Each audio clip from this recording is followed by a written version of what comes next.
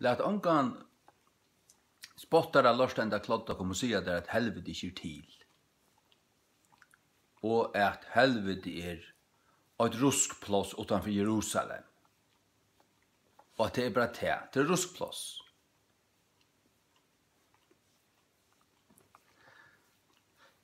Og så, hver får det herfra? Det får det fra omkring leksikon. At herfra kommer til året fra. Hva så? Her kommer til året fra. Ødel år kom ångsten fra. Men det er ikke avgjørende hver året kommer fra. Det er avgjørende hvordan vil året brukt, hva en tøytning hever det, ta det vil brukt. Og her er noe som øyder profant bruk og høylagt bruk. Såløsner som år blir brukt og i verslige, er ikke alltid lykka, faktisk sjaldan lykka, som det blir brukt i Bibelene. Og i Bibelene. Ja. Og til er sånn dette bibelska bruket, det er bruket så som året blir brukt, det er den tøtningen som det fær. Helvete av hebraisken og det gehenna, og det mest opprunalige ruskplass utenfor Jerusalem. Det er så leie. Men helvete er ikke ruskplass utenfor Jerusalem. Det var bare brukt til å løse det, så folk skulle vite at ruskplass er her som skrellefer, og her det var brent. Tøy kunne det best løse helvete. Det kunne best løse det. Men det er ikke her vi sagt at det var det. Og av grisken er det så hades. Så er det Nya testamentet skriver av grisken, tøy at grikst var heimsmale, og Guds ord skulle brøyast ut den kjente heimen som tar var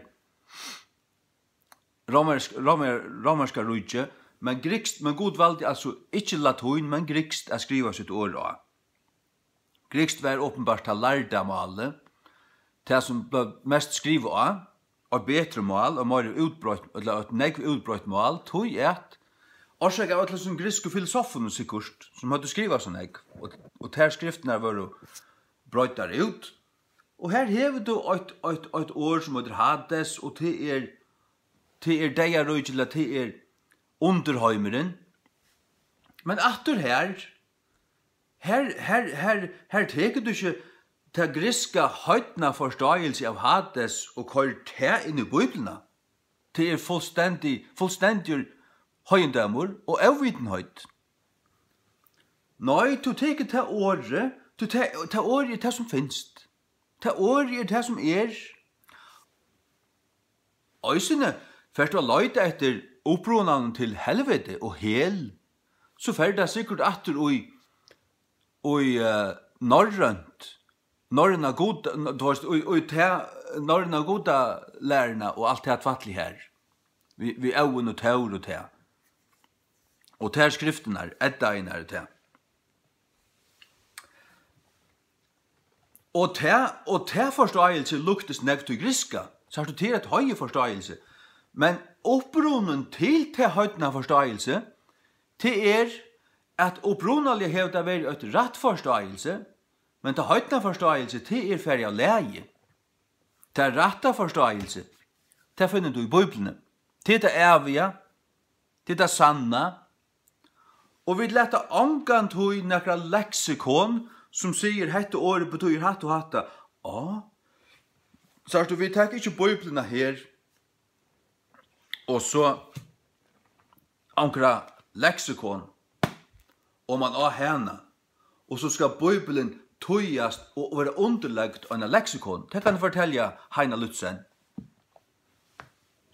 Hatt er totalt avvitenhøyt, hatt er kloddaraskapur, fafrøye, hatt er drumslighet,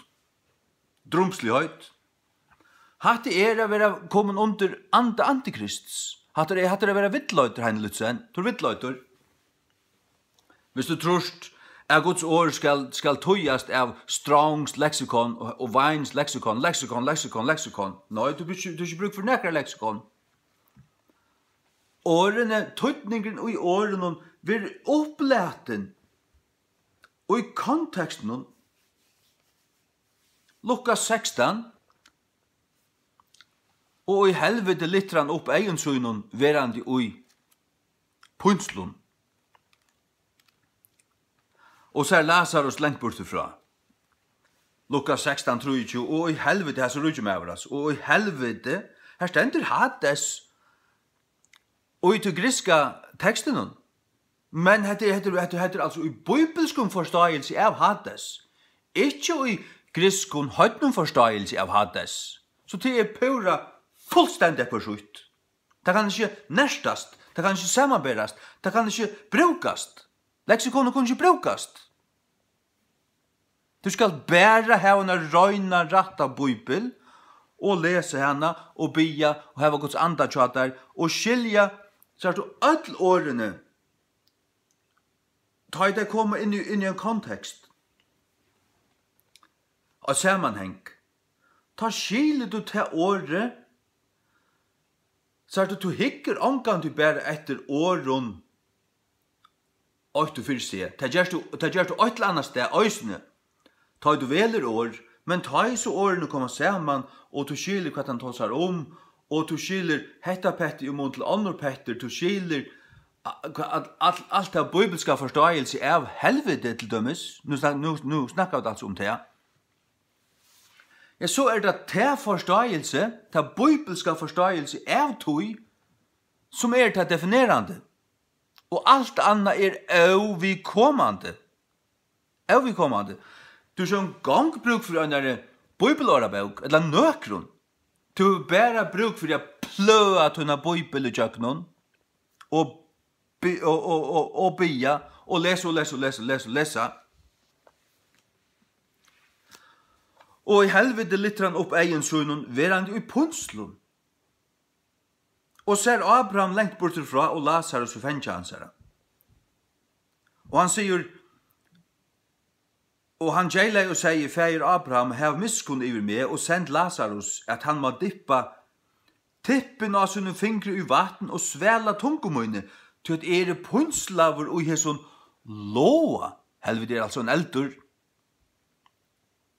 Og fra Matteus 12, her sier Jesus at helvete i hjärsta gäraren der, in the heart of the earth, så det under, ångstan inn i ujørene, her et rum, og King James tåser om å fære down into, down, vi sier bare, oss nationale, nyer ui.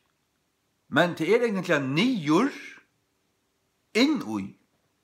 Du først nyer, og så kommer du i et rum, og så kommer du inn i det rommet, og du slipper omgang ut etter.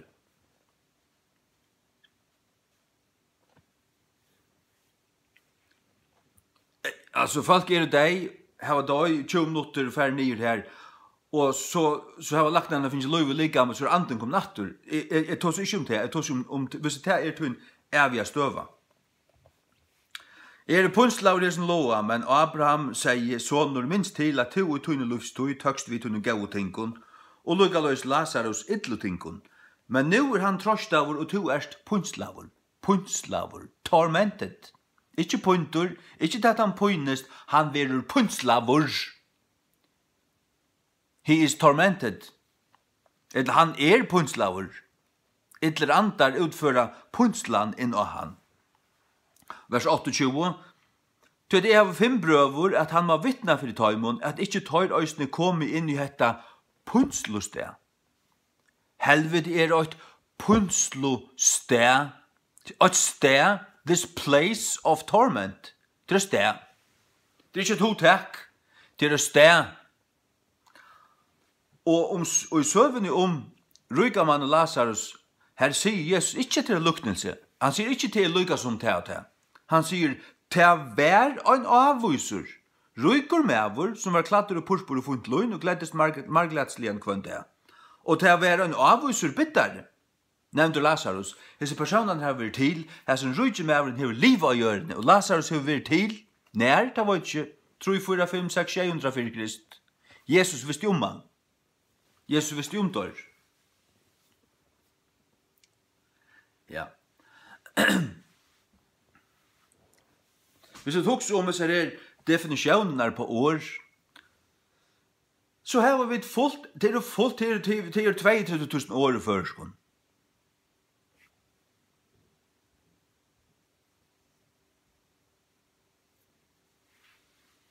Og 500 000 år av enskon, eller det 130 000 år, 132, det måtte være 132 år for whatever til et eller annet tal av årene av førskon. Øtle år kan du spåre til atter til en eller annen opprunnelige tøytning. Men det er overkommende hvis året vil brukt arves i det. Hvis du sier til året og i det, og så stå 800 årene, så mener du det, og alt skiljer det som det, ja, så er det det. Det som tar tøytninger som det hever nå. Og i tøytgivna kulturen. Ja, eller i tøytgivna sammenhengen. Så her er det sånn at vi kunne ta som jødskan kulturen til rødt. Men så er det Bibelen selv. Hun ryser opp og punkt her. Hun hun er given av gode, og God brukar altså år som er til, som hever sin opprona, men han brukar det, og som vi sier der, at til ut fra konteksten, at året fer sin bibelska tøytning. Og en bibelskur høylaver tøytninger er alt høy ørvuse, enn den verslige profane tøytningen. Profane til versligt, veraldligt, høye. Ja. Så det skal du skilje et til hver sutt. Det er det alt høy. Og ikke blanda det sammen. Og ikke lort etter sånn her lært og knokkrott og rauthøytene, greithøytene, som kommer vi lærte åren og spela klautjer og djeva der leksikon-definisjoner og på bibelår. Bibelår heva sånn bibelska tøytning. Så vi bruker året helvete. Til det føreska året, til det året vi heva arva nyretter av føreskon. Og det er vi kommande hva det er mest i vutsingatrygg. Hva er mest det i kristnare trygg. Og hver hever den kristne tøytningen finnes sånne homynd, sånne fætan av årene. Så er det tøytningen brøttur. Nå er det helvete, nå er det eldur, ikke at. Så er det og i griskun høytnoriton, her var Hades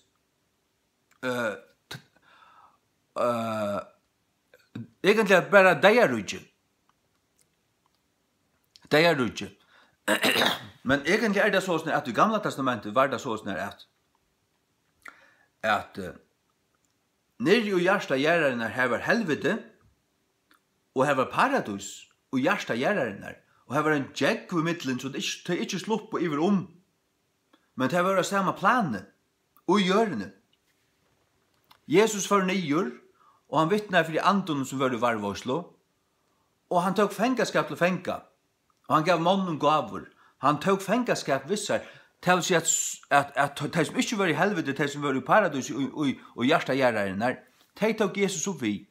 Tog sier Jesus, vi tann rånsmannen som troe, sannelig sier til at det skal være vi med i paradiset. Tar døyet han deg, og tar fører nyr i paradis. Men av 3 dager riser der opp, og tar fører der til himmels. Kvalitet, eller sånne parten. Ikke morgenen. Til Jesus var her i Orstagæren, og tog seg vi Marie, og hun helt hans av føtter. Ja. Halleluja. Lust du kjetter snær høyten og så du hatt det egentlig jesuitter. Jesuitterne har infiltreret alle læreståner, kristne læreståner, protestantiske læreståner, tog at Fudgjende til Bibelen, tar reast Bibelna, til Bibelen løste protestantskan kristendom fra pavanon, undan pavans valde, og det er egentlig Bibelen som setter okkur fri, som setter okkur protestantar friar. Men så røyna der at tvøymen fronten, tar røyna bæg at avlega Bibelna sjálva vi at hon skal få 1000 bøyn, så fyrir hun skrujande, og så brøytest hon, og så er hon altså, her ljøse blir bare dimmare, sannløysen blir bare møyre, kvamur, og du varst, det er som man leser en traktat, altså, du varst, det er bare parstar av sannløyene som kommer fram, til røyna rett av Guds åre, her som alt er røynt og rett, inspireret av Guds anda, det er her, det er King James, det er her du finner det. Halleluja. Ta røyne og øyne fram til at gjøre ut bøybel som er pervertera, og hinn fram til leksikoner. Her som der avlega tutt rett av forståelse, som du først av bøybelen bare vil lese bøybelen sjálva. Vi er sier, hatta betyr verlagan hatta, og tar gjeva der alt tøyd forkjert forståelser, forkjærta tøytningar av tøymen årene. Årene sier seg sjálv i Bibelen. Det sier seg sjálv. De oppleta seg sjálv og i sunnum kontekst. Da jeg begynte å lese islandska Bibel, da begynte jeg på i 92. Jeg kunne lese bare som nøybyrjare, kunne lese en kapittel, det var 3 år som ikke skilte. Hatta. Øyla merkelig år. Men ut fra sammenhengen, ut fra det som var åren, og det som kom 18 år, kunne jeg skilja til året. Ja, men det betyr, ja, men det er lukka som, du sørst hva omvirret tala, og så kommer det året inn, og så, ja, og alle de årene som er brukt rundt om til tinge, de løysa til tinge, de forklarer det. Så løys det ved Guds åre. Bibelen er sin egna leksikon. Det er faktisk synd å bruke året leksikon om Bibelen. Bibelen tog seg selv. Det er ikke mer enn så at du måste ha Guds anda. Vi tar du leser. Han lærer deg å skilja det. Jesus sykten til amen. Matteus 25:41. Ta skal han sia vi tøyr øysene. Nei, ta skal han sia øysene vi tøyr. Vi hinna vinstre hånd. Fære burstur fra mer. Banna og tid. Inn ui evigt værande eld. Fyrebyggvin til djevelen og ønglar hansara. God fyrebue, hever fyrebyggve fyrerøyka gjørst. Og en evig eld til djevelen og ønglar hansara. De som kommer standa av vinstre hånd og døma deg, de vera kort ut han evige elden. Så lukka mykje om du sier, ja, men altså, øyder eldskjegren, øyder helvete, kvært, altså. Ja, det stender her at han allmenna dømen, ta skal helvete være blekk og eldskjegren, det er bare fra øynen elde ui en annan. Her er ikke monera.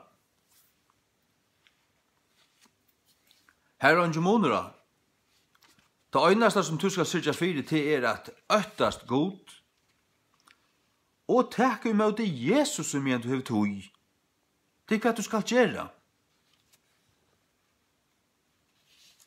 Det er hva jeg vil si at det er så inntrådjande at gjøre. Jeg faktisk sier at du skal gjøre det.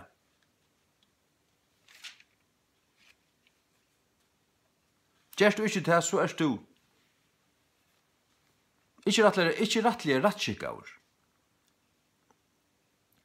Matteus 3, vers 20. Og nu øysni øksen løgt at rauten av trøvnun, Tess vegna kvørst tre som ber ikkje fram gauan avvøkst, ver høgt nyer og kasta inn i elden. Det er ikke kasta ut i gehenna, ut av bokvald. Nei, det er en andlig tøtning er til helvete. Du måst lesa Bibelen og sin høyld for å skilja det. Så sier Johannes Døyberen om Jesus, hvers kasteskola er i hånd hans herra, og han vil diggelige rønska gulv sutt og savna kvøyte sutt inn i løvene, men han vil brenna opp dumbuna vi av sløkkjelion elde. Eldren sløknar ikkje i helvete, han brenner i over.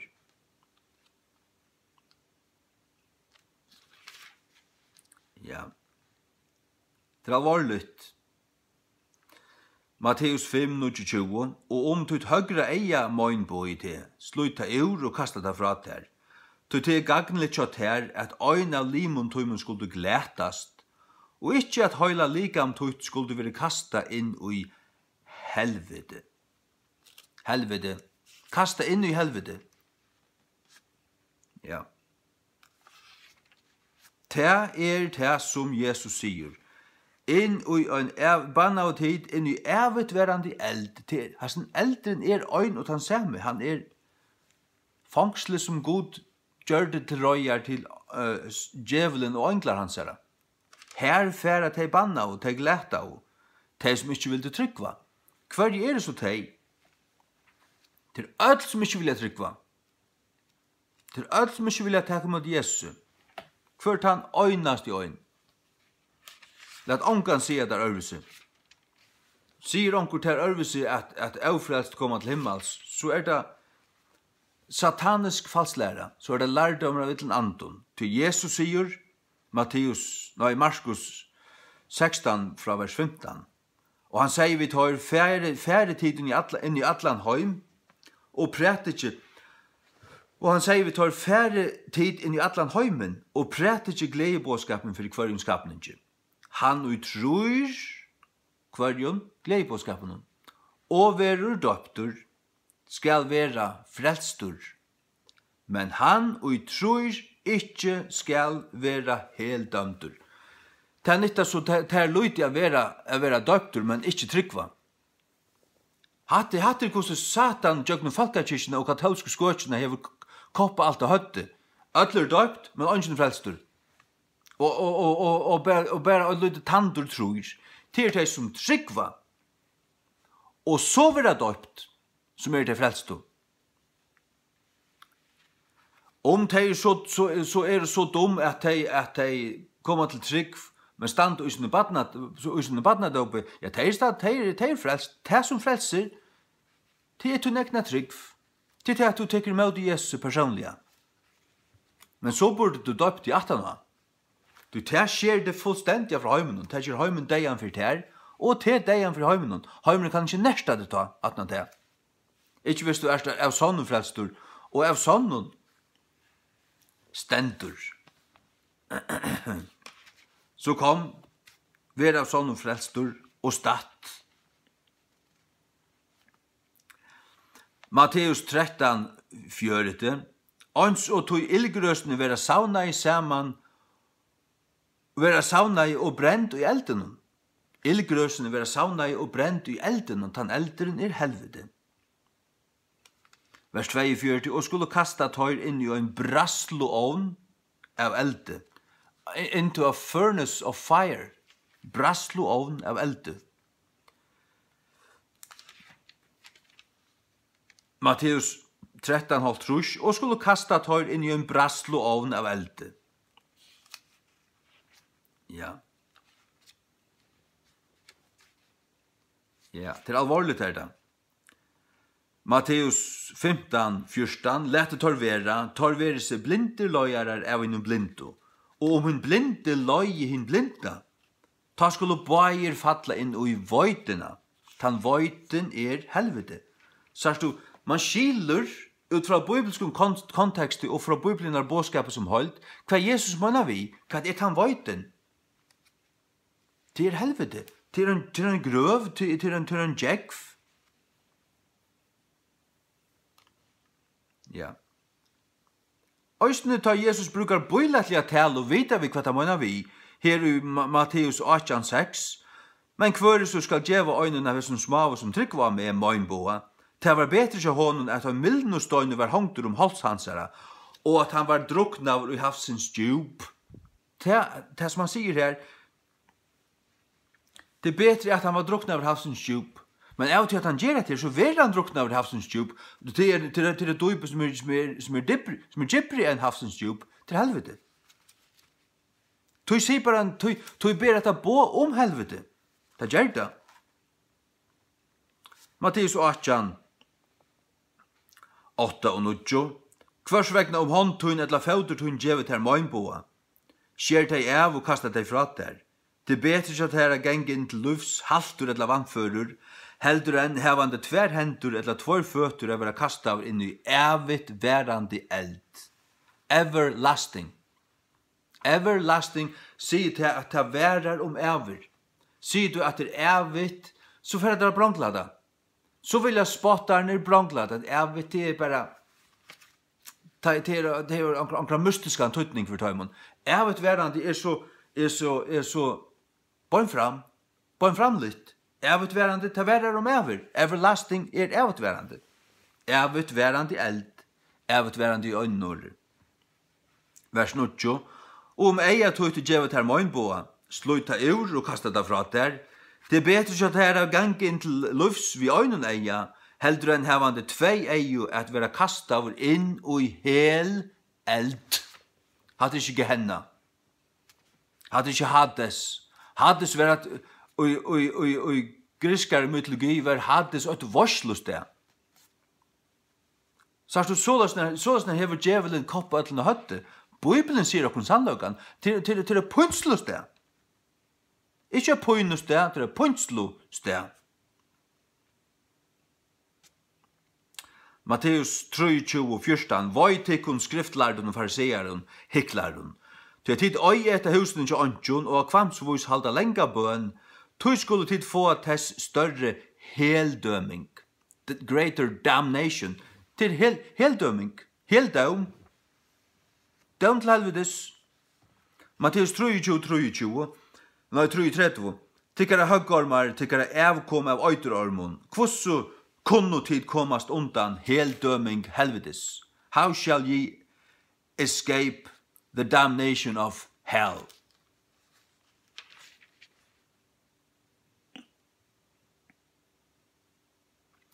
Matteus 24:31. Og skal skjere han sånn fra fraltrus. Herren kjøtt ut henne skal komme ui en deg ta han ikke vantar etter honom, og ui en tøyma som han ikke værer vi. Og skal skjere han sånn og tilskile honom hans er skamt vi hiklaren. Her skal være gratur og tanna grusl til i helvete. Jeg tar fortelje der at det er. Jeg diskuterer det ikke. Jeg spyr angan til oss, jeg spyr bæra Guds år etter, og jeg har anga leksikon, og jeg vil anga leksikon få. Fikk jeg en leksikon, fikk jeg en Vines eller Strongs leksikon, og jeg gav så jeg brent han eller kvart en skrell. Det er fannans versk. Heine Lutzen. Matteus 25:30, og kastet hit til evnøyda tænaran inn i ytra myrskur, her skal være gratur og tanna grusl. Jeg spyr ikke Heine Lutzen etter hvordan jeg kan eller ikke kan tåsa. Jeg er ikke undergivent her. Matteus 25:41. Ta skal han sige øysene vi tar vi hina vinstre hånd, fære borste fra mer, banna av tid inn i evutverande eld, fire byggven til djevelen og ønglar hansara.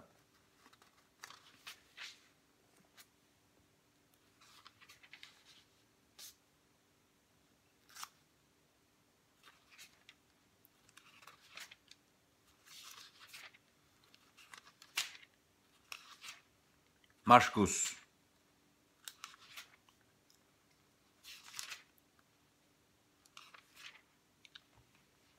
Markus 9 fra 3:4.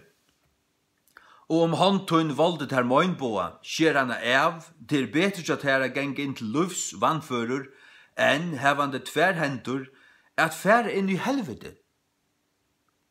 inn i elden som aldri skal være sløktur inn i helvete, så stendur komma.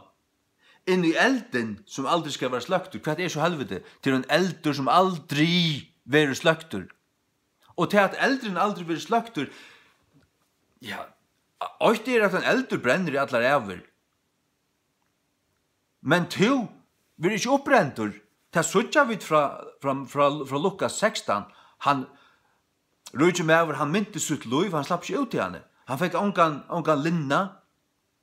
Ongan linna. Han visste tilsyn, og han slapp ikke ut i henne. Evet verandi eldur merkje så til at du brenner her i æver. Lukka som de frelst å få evet liv, så få at de glede av evige puntsland. Evige puntsland. Da vita öll rattrikvande frelst folk. Jeg vil ikke høre et år om nekka anna. Og to Jenkis K. 3000 som skriver til min 20 teltepostar sørste trudja deganar og i kavhøyden spotte, du skal venda om til en kavhøyden klotte.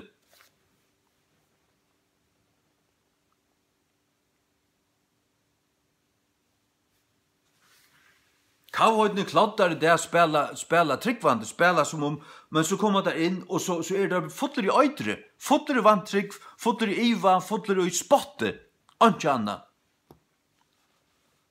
Jeg føler tar anda og munnen anda, jeg føler kvetter utdømmen, jeg føler tar en ytler andi til stier, og almindelig vel. Vers 44, her armor tar døyr ikkje, og eldren vil ikkje slaktur, armor tar døyr ikkje. Det armar her som etar de opp, men ta vekser attur, og så etar de opp, og ta vekser attur. Du vil ikkje utslett av her. Og eldren vil ikkje slaktur. Om fautur tun voldet her moinboa, skjer han av, det beter seg at her er genga haltur inn til lufs, enn hevande tvær føtur, evra kastaver inn i helvete. Inn i elden som aldri skal være sløktur. Her armur tar døyr ikkje, og eldren vil ikkje sløktur. Og om eia tog voldet her moinboa, slutta ut, det beter seg at her er genga inn til kongadømme gods vi øynen eia, enn hevande tvei eio er vera kastaver inn i hel eld. Than to be thrown into hellfire. Hel eld. Helvets eld. Fær ikkje to inn i helvets eld. Det er ikkje bokvald. Det er sted, og i mye gjerrarene, og hjärsta gjerrarene. Jeg skal finne det for det.